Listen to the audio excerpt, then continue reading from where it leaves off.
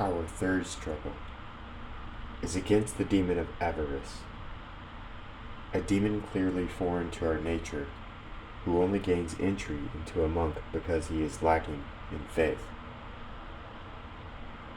The other passions, such as anger and desire, seem to be occasioned by the body and in some sense implanted in us at birth.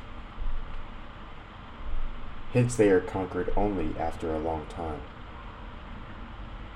The sickness of avarice, on the contrary, can be diligence and attention be cut off more readily because it enters from outside.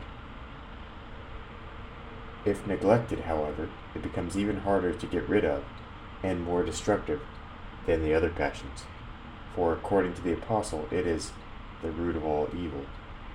1 Timothy chapter 6, verse 10. Let us look at it in this fashion. Movement occurs in the sexual organs not only of young children, who cannot yet distinguish between good and evil, but also of the smallest infants still at their mother's breast. The latter, although quite ignorant of sensual pleasure, nevertheless manifest such natural movements in the flesh. Similarly, the intensive power exists in infants, as we can see when they are aroused against anyone hurting them.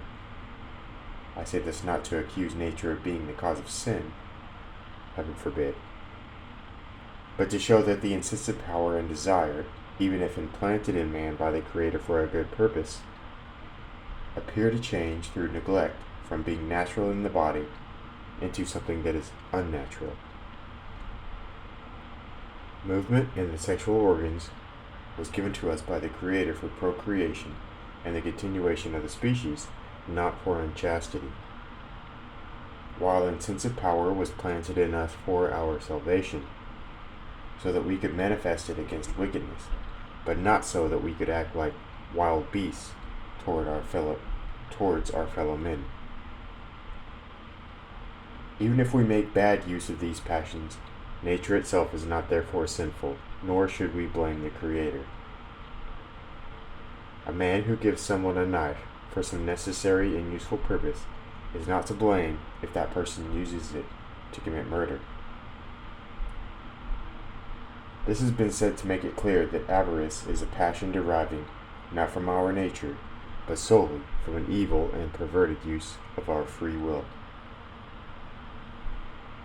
When this sickness finds the soul lukewarm and lacking in faith at the start of the ascetic path, it suggests to us various apparently justifiable and sensible reasons for keeping back something of what we possess.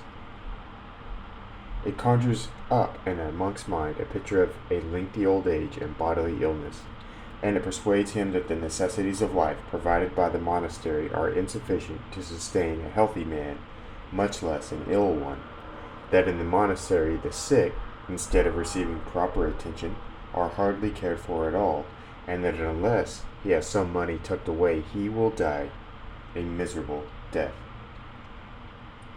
Finally, it convinces him that he will not be able to remain long in the monastery because of the load of his work and the strictness of the abbot. When with thoughts like these it has seduced his mind with the idea of concealing any sum, however trifling, it persuades him to learn, unknown to the abbot, some handicraft through which he can increase his cherished hoardings.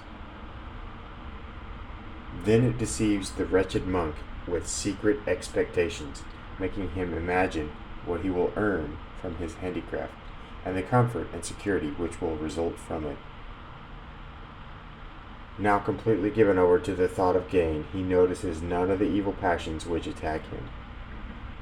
His raging fury when he happens to sustain a loss, his gloom and dejection when he falls short of the gain he hoped for. Just as for other people the belly is a god, so for him is money. That is why the Apostle, knowing this, calls avarice not only the root of all evil, but idolatry as well. Colossians chapter 3, verse 5.